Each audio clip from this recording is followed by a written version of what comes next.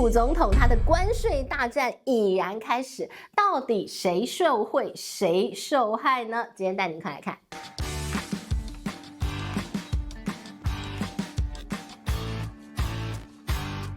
嗨，大家好，我是知玉，今天想跟大家来聊聊川普总统上任没几天，但是大家感觉到他的存在感好惊人哦，好像都超越了前一任拜登总统上任4年的时间哦。好，那我们就来讲讲到底呢，这个川普一上任啊，做了哪些的丰功伟业了哦。当然，首先他就要针对开刀。该开刀的就要开刀，当然他一开始第一炮嘛，他针对加拿大、墨西哥，大家还这个感觉搔搔头说你是弄错对象了吗？当然呢，他一步一步的来，他是毫无这个针对特别谁，反正不是美国，只要侵害到我的利益，我就出手，没什么好说。所以呢，这个狠起来连自己人都打，就是差不多在讲川普。好，但是呢，我们来看到默默的，你会感觉到他实际的要动手的敌人是谁，他那个真正在意的点是谁。当然是中国嘛。于是呢，我们就带你来看一看啊，这个川普呢上任之后啊，立刻就开始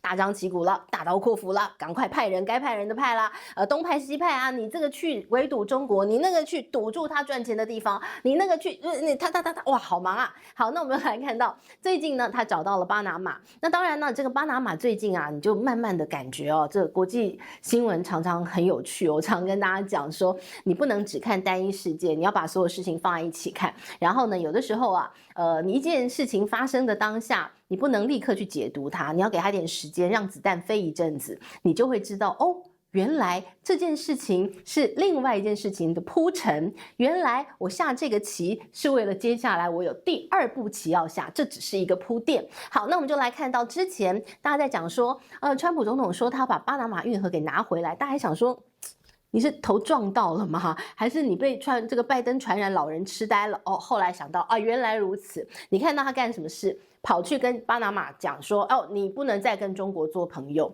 巴拿马运河啊，之前他说把巴拿马运河拿回来，他什么理由？然后呢，他现在告诉你说，哦，就是因为你巴拿马运河跟中国走太近。这个时候大家才恍然大悟说，哦，原来巴拿马运河这么多年来，它实际的营运者是李嘉诚啊，是李嘉诚呢，是这位香港首富，过去的亚洲首富，他旗下的这个长江和记集团有一个叫做和记港口公司，它是负责在营运巴拿马运河的。那于是乎大家说，哦，原来川普你在讲这个啊，所以呢，他其实说要把巴拿马运河收回来，是在跟巴拿马施压，你不能再把你的运河营运的一个所有的一个控制权都交在中国人手上。于是乎呢，这巴拿马一开始先被你吓个半死，手都抖到不得了，所以你要把我的运河给抢回去。现在说，哦，你只是不要跟中国走太近哦，那当然好啊，好，没问题。于是乎，你看到巴拿马立刻说我退出一带一路，然后而且呢，巴拿马跟中国有签一份叫做这个运河合作的备忘录，它接下来新的年度我不签了，这样可以吧？所以你就突然恍然大悟说，哦，原来川普之前在讲巴拿马运河讲的什么一样。是在讲这件事啊，于是呢，巴拿马马上就从善如流。我如果不把这个运河的经营权给中国，不再跟他合作，是不是可以不要抢走我的运河？川普就说，我想一想。好 ，anyway， 那当然呢，你听到这里你就说，哇，那实际受影响的会是李嘉诚嘿，没错，而且不止李嘉诚，还有香港。好，我们来看到这个香港，这个长江和记集团啊，从1999年。就拿到了，这个1997年，就拿到了这个巴拿马运河它的一个这个营运的一个所谓的特许经营权。好，那个时候是怎么个拿到法？和记港口公司呢，他去拿到了这个运河两头的2个港口的一个经营权。好，这2个港口呢，一个叫做巴尔博雅港，另外一个叫做马里斯托巴港，这2个港口的一个特许经营权。那当然了，运河是在它中间嘛，那当然就是它来负责运营这样的一条运河了哦。好，那这个约签很久，过去20多年都是李嘉诚的这家集团在控制这个巴拿马运河在经营。那你经营，当然你就缴税给巴拿马政府啊，对不对？那巴拿马政府就躺着赚啊，你知道香港人很会赚钱，那李嘉诚呢，是不不是就很会经营啊？巴拿马运河就赚很多钱啊，那巴拿马政府也很开心啊。那现在呢，这个李嘉诚现在突然间川普这样针对他，那于是呢，巴拿马政府就开始想那我是不是要重新考虑一下？我跟这家公司是不是还要把经营特许权给李嘉诚的这家公司呢？好，那这是已经超越政治问题，回到合约精神嘛，对吧？这已经是你把一个港口交给这家公司来经营，当然签合约啊。虽然你给他特许经营权，合约签到什么时候？这个合约呢，才刚刚在2021年的时候展延到2047年，也就是呢，根据合约精神，这个长江和记集团它可以经营巴拿马运河，可以经营到2047年。那你现在等于是提前要跟他解约喽？那提前解约，那你赔偿我啊，是你要毁约，对不对？于是巴拿马政府也是很奸诈的马上派2个律师跑出来去控告这个李嘉诚公司说，你这个违宪。为什么违宪？因为呢，他就讲说，这家公司啊，他为了经营巴拿马运河，拿到了非常多的特权，比如说巴拿马政府就把这个港口附近一大块地就割给了这家港口公司，他们就觉得这样不合理。然后他又觉得李嘉诚的公司拿到了太多的一些免税相关的优惠，一些税负的减免等等啊，他说不合理，干嘛独厚这家公司？所以你就一步一步又来了，是不是？我先告你。然后说你违宪，说你怎么样不合情理不正义，然后形成舆论，然后最后逼退李嘉诚公司，我们不晓得，但是现在一步一步好像有那种感觉。好，那除了这李嘉诚的公司未来有没有可能继续经营巴拿马运河呢？我们还不晓得，打问号嘛。另外呢，香港现在也变成了这个美国这个说我要这个以前大家都擒贼先擒王，现在发现旁边小弟也不行啊。好，以前呢这个香港有一点像是中国的这个非常独立的关税区，另外一个独立的一个所谓的这个经贸中心嘛。那于是呢，在这个贸易战之后啊，中美对立之后啊，香港的地位有一点感觉尴尬。好，那现在呢，就是没有那个模糊地带，不尴尬，直接把你打成黑五类了。好，我们来看到现在的香港啊，美国已经直接讲了，它没有什么独立的关税区，没有。香港你就是中国。中国要被我课什么税，中国被我什么样的限制，中国什么样的地位，你就什么地位，你没有特殊地位。好，于是呢，你看到近来像这个香港以前啊，他寄到美国去的东西，或者是他送的包裹啊，这些东西等等，他们有一个所谓的小额豁免，就是呢，你的货物的价值在$800以下的你就不用关税，然后你就是很简单通关。但现在通通一视同仁，通通打关税，800以下一样打关税。香港来，他说我香港来不是中国。一样，你香港就是中国，所以呢，大家就很担心说，这其实是一个很重要的感觉，一个非常重要的里程碑。以前呢，中国大陆相关的东西还可以透过香港，然后转出去、转运出去，可能可以稍微降低一点那个关税或者是被制裁的一些，有像缓冲的感觉。但现在没有了，你再怎么样，你经过香港再出去，亦或是你就在香港制造再出去，通通不行，一样道理。所以呢，大家说那个香港的一个特殊地位已经在川普上任之后呢，完全通通被打碎了好，那当然我们看到了这个川普不断出招啊，中国总是要有一点回应的总不能总是挨揍嘛，对吧？所以我们来看到中国的回应这次啊很特别，他没有给你一个对等的回应，他就是意思给你一点回应。什么意思？我们就来看当提到了这个美国各种出招嘛，要对中国加关税啊等等的那其实呢，总价值大约是4500亿美元的商品都会被课税。那中国呢，他提出的反应呢，他是说要针对美国的货物呢，关税要加到15%。那特别呢是像是一些这个重要的矿物，那这些呢可能有一些限制出口。好，那这些被课关税的东西有多少？大约是200亿美元，那跟美国课中国货物的4500亿美元，哇，非常悬殊，大家感觉不成比例。于是大家就说了，这个中国呢，现在端出这一点点的一个这个回应啊，应该就是只希望成为一些谈判的筹码。那所以呢，到底到时候谈判桌上怎么谈，我们就继续来看看。但问题是，这一次呢，中国它所谓的出招，它限制了5种很重要的一些稀有金属的一个出口到美国。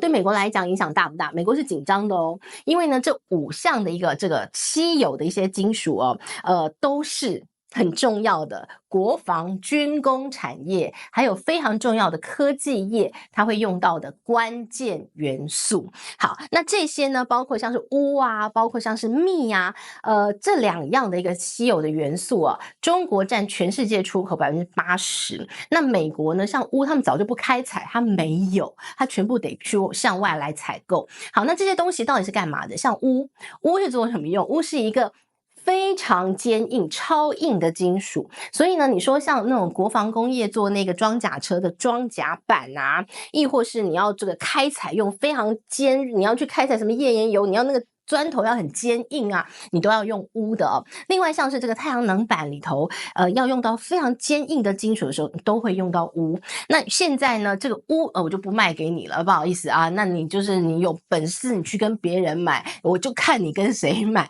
好，那另外呢，像是这个你要做原子弹研究的时候要密另外一个这个稀有的元素，那现在这个美国它也没有哦，所以呢，这个中国就说那这些我就通通不卖给你了，那你看你要跟谁买嘛？那于是呢，美国怎么办呢？川普就突然间突发奇想，他说你们不卖给我，还有谁有？地图摊开来看。乌克兰好像有一点，所以他就跑去跟乌克兰讲。之前川普不是懒得跟乌克兰这个打交道吗？也懒得花钱去打人家的仗啊。他现在说，我好像可以考虑一下重新这个赞助你一下让你去打仗。但是就是你要用你的稀有金属跟我换，你的稀土要保证给我，你那个什么什么矿我也要，你那什么矿你什么什么什么矿我都要。你听到这里就突然间回想说，当初呢，川普是怎么在骂中国的一带一路的，说中国一带一路你去跟这些开发中国家交换，我怎么样帮助你，你的什么样矿产要给我，然后骂人家骂狗血淋头，说你这个中国没道义啦，这个坏蛋啦，这个就是这个世界上真是罪无可赦啦。结果呢，现在在做一样的事，跑去跟乌克兰说，你那矿物什么什么什么给我，然后呢，我就才要帮你那不是一样的事吗？但乌克兰现在到底会不会吃这一套不晓得，因为乌克兰是有，但是呢，这些矿产很多时候它都现在在俄罗斯的控制底下。因为呢，这个俄乌大战当中有非常多现在俄罗斯呢占下来的地方都是很重要的矿藏地。乌克兰的确有非常多的矿藏，价值也非常惊人。但是呢，这些非常肥沃的很多矿藏很值钱、含金量高的时候，普丁也聪明，要早占下来。所以呢，到时候乌克兰真的会屈服于美国的这个川普的淫威之下，用这样去交换，用他宝贵的矿藏去交换回来利益吗？我们不晓得，但这是目前这川普突然间这个想到的一个方法咯。好，但是呢，除了这些之外呢，我们当然来看到川普还做一件很妙的事情哦，他就是到处省钱，但他省的钱呢都省小钱，就觉得这个人在干什么？好，那到底省这些小钱干什么呢？我们来举例哦，他最近呢跑去跟南非讲，他说南非你很可恶。他说南非你就是没人权，因为南非1月份通过一条法律，这个法律是说啊，政府可以在这个符合公平正义的一个原则底下，我去征收土地不赔偿。好，这件事情你听起来你就觉得不合理，川普骂的对，但是不是的，每个国家国情。南非当初他们有所谓的种族隔离政策，非常歧视黑人的嘛，不是？所以他们后来不是解放运动嘛？好，那于是呢，那个时候那个年代的黑人是不被允许拥有土地，所以呢，在南非就很不公平。南非呢，他们这个白人哇，这个当初贵族一般地很大，然后呢一大堆地，那他们现在黑人都没有地哦。于是呢，这个现在南非政府就说没有，所以呢，他这个是所谓要恢复公平正义的一条法规。他说呢，当初这些地如果是你这个不当取得的，我现在把你征收回来，然后让当初的这个有色人种黑人可以拿到这些地，不是很好吗？他要实现公平正义。那川普不管你，他说你就是这样子，你这样，所以我那个就不补贴你了啦。然后不补贴什么？他们有一个艾滋病的一个这个赞助计划、资助计划，然后川普说：“我美国不补贴你啦。”好像一副讲多少钱嘛？多少钱？我来告诉大家，大约就是4亿美金而已。而且重点是，这整个计划其实南非政府的计划，这是美国就是赞助你一点点。他说那4亿不给你啦，好，收到口袋里。好，那另外一个不给的是什么呢？他说我要退出联合国的人权理事会，然后我不补贴联合国有一个叫做赞助这个巴勒斯坦难民的一个组织啊。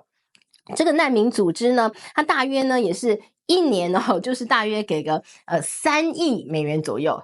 不给了啦，不要啦，3亿再收起来。你就觉得跟美国他们的预算规模来讲，哇，你这一点点毛毛雨，你也要这个收在口袋里耶。好，那于是呢，他还讲说，那联合国这个气死，联合国一年啊，他美国补贴联合国大约180亿美元左右，大约占联合国经费1/3。然后这部分他反倒就是没关系，我继续补贴。你就觉得川普他的价值观也是怪怪。好，不论如何，川普说啊，我要把这些钱这个涓涓小雨我要省起来，省起来之后呢，他说我要去做一个美国的主权财富基金。人家讲说主权财富基金最有钱的不是阿拉伯也有吗？新加坡不是也有吗？那这个美国说我也要做，那我做了之后要干什么呢？我要来投资我要投资的，我要投资这个美国政府想要做的事情，用主权财富基金去投资。然后呢，大家就开始 confuse 说，哦，你要投资到底要投资什么？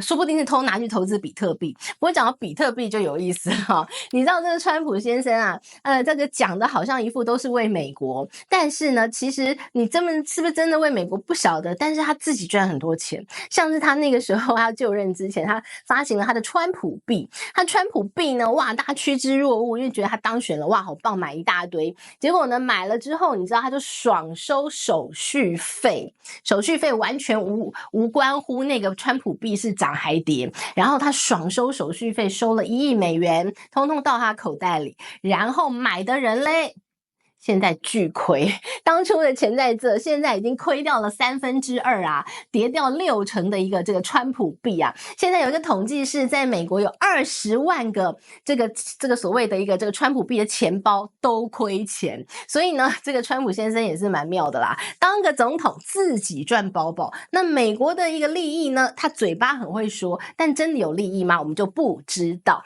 但无论如何啦，这个宽税大战现在都还在现在进行时，接下来会有什么样的进展呢？让我们继续看下去。好，这是今天准备的内容，希望你喜欢，我们下回见，拜拜。